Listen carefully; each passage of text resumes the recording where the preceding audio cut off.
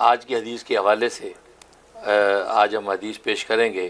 یہ المعجم الطبرانی کبیر کی حدیث ہے، اور آپ جانتے ہیں کہ اس سلسلے میں ہم نے حضرت حکیم الامت مجدد ملت مولانا اشرف علی تھانوی رحمہ اللہ تعالیٰ کی کتاب التشرف کا انتخاب کیا ہوا ہے. ٹھیک.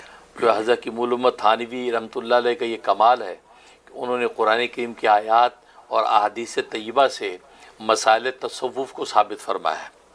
صوفیہ اکرام کے مقام، ان کے اخلاق و کردار، اسی طریقے سے تصوف سلوک کے جو بھی مناظر ان کو قرآن حدیث سے آپ نے ثابت فرمایا، تاکہ نادان لوگ یہ نہ سمجھیں کہ یہ سارے کے سارے صوفیت کے جو علوم ہیں یہ خود ساختہ ہیں. خود ساختہ نہیں، یہ خدا ساختہ ہیں، کیونکہ اللہ تبارک و تعالی نے قرآن کریم کی نصوص میں بھی ذکر کیے ہیں، پھر نبی کریم صلی اللہ علیہ وسلم نے احادیث طیبہ کے ذریعے سے بھی ان کو واضح فرمایا.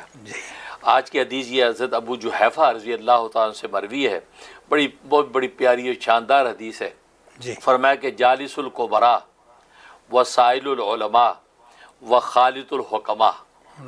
نبی کریم صلی اللہ علیہ وسلم فرماتے ہیں کہ بڑوں کی مجلس اختیار کرو.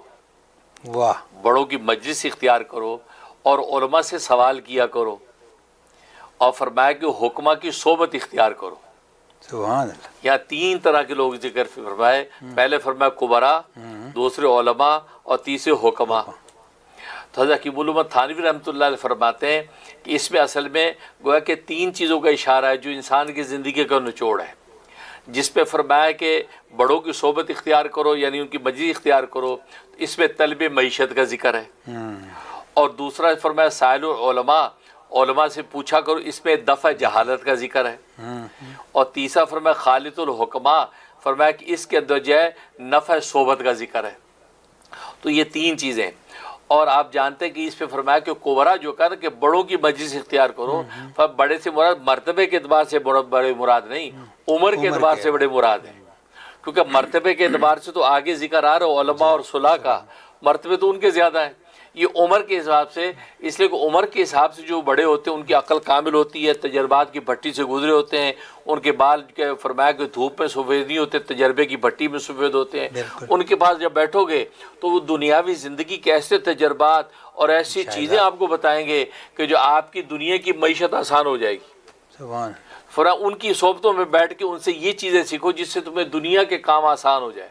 گویا کہ دنیا کے کام اور اس کی اصلاح کے سارے طریقے وہاں سے ملیں گے آپ کو. تو گویا کہ نبی پاک صلی اللہ علیہ وسلم نے دنیا کو سنوارنے کا سورس بتا دیا کہ دنیا میں گائیڈ لائنیں چاہیے تو بوڑھوں کے پاس بیٹھ کے سیکھا کرو.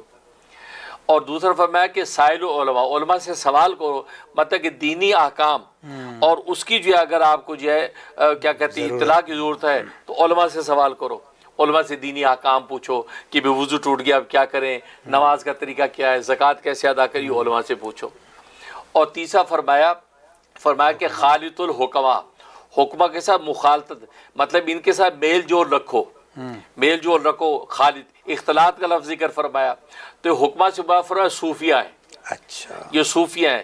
کیوں؟ اس لیے کہ پہلے دو کے اندر ایک میں دینی ضرورت پوری ہو گئی، ایک میں دنیاوی ضرورت پوری ہو گئی. کبرا کے اندر دینی ضرورت پوری ہو گئی اور دنیاوی ضرورت پوری ہو گئی. علماء میں دینی ضرورت پوری ہو گئی. یہ دونوں ضرورتیں پوری ہو گئی. تیسری کون سی ضرورت ہے جس کی ضرورت ہے؟ لیکن اس کا مطلب نبی پاک صلی اللہ علیہ وسلم نے ایک اور اہم ضرورت کا اشارہ کیا، اور وہ یہ کہ وہ لوگ جن کی صحبتوں میں بیٹھو گے تو تمہیں درجہ احسان حاصل ہوگا اور دل کا نور تمہیں نصیب ہوگا. اللہ اکبر. وہ فرمایا یہ صوفیہ ہیں کہ جن سے آپ کو یہ چیز ملے گی. ورنہ اگر علم مراد ہو تو آلریڈی علماء کا ذکر ہے، اگر دنیا کے طور طریقے مراد ہوں آلریڈی کبرا کا ذکر ہے. اس کا مطلب کہ اور ایک ایسا طبقہ ہے کہ جس کی زندگی میں بڑی اہمیت ہے، اور فرمایا وہ صوفیہ کا طبقہ ہے. ان کے صحبتوں میں بیٹھ کے. اور فرمایا کہ اس میں خالطوں کا لفظ استعمال فرمایا.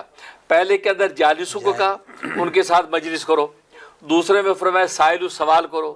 فرمایا مجلس اور سوال کرنے میں بس اوقات قلیل وقت بھی لگتا ہے، کبھی زیادہ لگتا ہے. اب 2 منٹ کی بھی مجلس ہوتی ہے اور 2 گھنٹے کی بھی ہوتی ہے. سوال 2 منٹ میں بھی سوال کر کے آپ جا سکتے ہیں اور 2 گھنٹے کے لیے بھی سن سکتے ہیں، دونوں. لیکن خالطوں کا جو لفظ نبی نے فرمایا یہ 2-4 منٹ کی چیز نہیں، یہ مسلسل میل جول رکھنے پر ملتا ہے. اختلاط کا مطلب یہ ہے کہ ان صوفیہ کے پاس آپ آتے جاتے رہو. اور یہاں فرمایا یہ سوال کا ذکر نہیں کیا نبی نے کہ ان سے سوال کرو. ان کے ساتھ مجلس آنے نہیں، فرمایا ان کی صحبت میں آ کے بیٹھ جاؤ، بس منہ سے کچھ نہ بولو، بلکہ بسا اوقات بلا جو سوال کرنا یہ تصوف کی لائن کے خلاف ہوتا ہے، بس جا کے بیٹھ جاؤ، جب محفل ہو وہاں اس کی شرکت کرو، جب محفل ہو شرکت کو صحبت۔ فرمایا شاہ عبدالعزیز محدث دہلوی رحمۃ اللہ فرماتے ہیں کہ اس لیے کہ اہل اللہ بعض دفعہ آنے والے پہ نظر ڈال دیتے ہیں، اس نظر پر وہ سعید ہو جاتا ہے، اللہ اس کے لیے صادق کے فیصلے کر دیتے ہیں۔ سبحان اللہ۔ اس لیے فرمایا یہاں نبی نے صحبت کا ذکر کیا، لیکن مسلسل آنا جانا وہاں رکھو، یعنی ایک دفعہ ملے سال بھر غائب ہو گئے، نہیں، مسلسل آنے جانے بھی ہوگا۔ ایک وقت ایسا آئے گا کہ اس اللہ والے کی نظر آپ پر ایسی خاص نظر پڑے گی، فرمایا کہ آپ کو سعادت مندوں میں لکھ دیا جائے گا اور دنیا کے سارے معاملے سنور جائیں گے۔ سبحان اللہ۔ اس لیے فرمایا کہ اس حدیث سے پتہ چلتا ہے کہ اہل اللہ کی صحبت کتنی ضروری ہے۔ لہذا آج ہمیں جو اپنے بچوں کو، بڑوں کو یہ ذوق پیدا کرنا چاہیے، بوڑھوں کے پاس بیٹھو، بوڑھوں سے سیکھو۔ اور آپ آج کو پتہ آج کیا ٹرینڈ ہے، جی نہیں اس کی ہم عمر جو عمر نہیں ہے، یہ اپنے نوجوان بچوں میں، ٹین ایجوں میں جا کے کھیلے۔ بوڑھوں سے تو یوں بھاگتے ہیں کہ بوڑھے کے ساتھ میرا کیا کام، نہیں، فرمایا بوڑھوں کے پاس جو تجربات کی زندگی ہے وہ کسی اور سے نہیں ملے گی، اور نبی خود فرما رہے ہیں۔ اور پھر سوال کرنا علماء سے، جو جب وہ خوش عقیدہ علماء، ان سے جا کے سوال کرو، یہ نہیں کہ چیٹ جی پی ٹی سے پوچھ کے آپ سارے مسئلے حل کر رہے ہیں۔